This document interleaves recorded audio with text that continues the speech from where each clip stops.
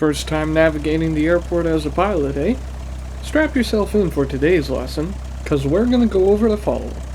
Buildings that you'll find at an airport, the types of roads that you'll see, types of vehicles you'll see, and why certain airports have certain layouts.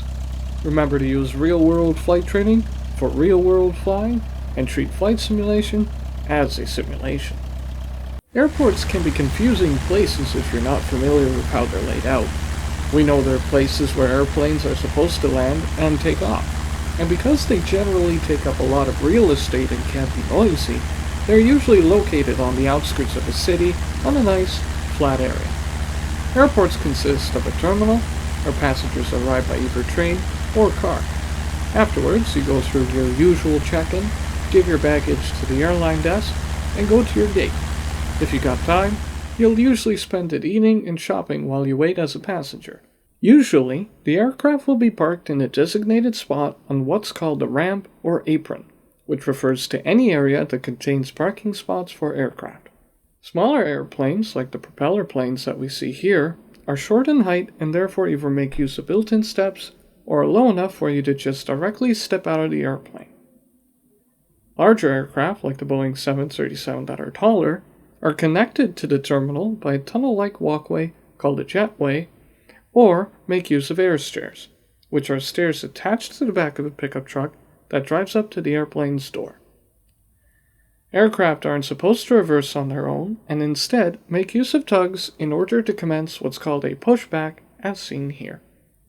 Once the aircraft is a safe distance from any ground equipment, the pilots turn on the engines, since if you're behind the engines, you can get blown away by the immense amount of thrust they generate, known as jet blasts. Videos of people surfing in the plane's jet blasts at airports like St. Martin are aplenty, and you can look them up to see the effect of jet blast visualized. As we get moving, you'll notice we're following a yellow line. These yellow lines are on what's called a taxiway, of which there are at least a few at any developed airport. Taxiways have a letter designation, just like the highways have numerical designations, and streets have a name. Right now, we're on Taxiway Bravo, as posted by the taxiway sign. Black background with white text indicates the taxiway you're on, yellow indicates the taxiway you're crossing, or can turn to. Air traffic control will give you instructions on which taxiways to use, so that you can get to the runway. While you taxi the airplane, that's right, you taxi it on the ground, fly it in the air, and no, you don't drive a plane. Be sure to keep your head moving around, looking for other aircraft, or even ground vehicles as they make their way around the airport too, servicing other aircraft. The types of ground vehicles you'll see will range from your usual luggage trucks, to pushback tugs, food catering trucks, fire trucks, fuel trucks, among others.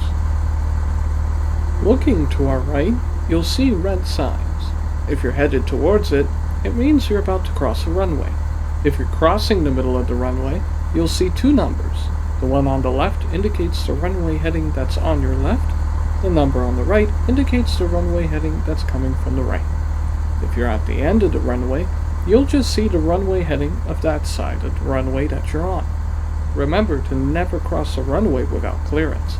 Always look both ways before crossing, and check for any landing or departing aircraft, even if you've been cleared by air traffic control previously to cross that runway.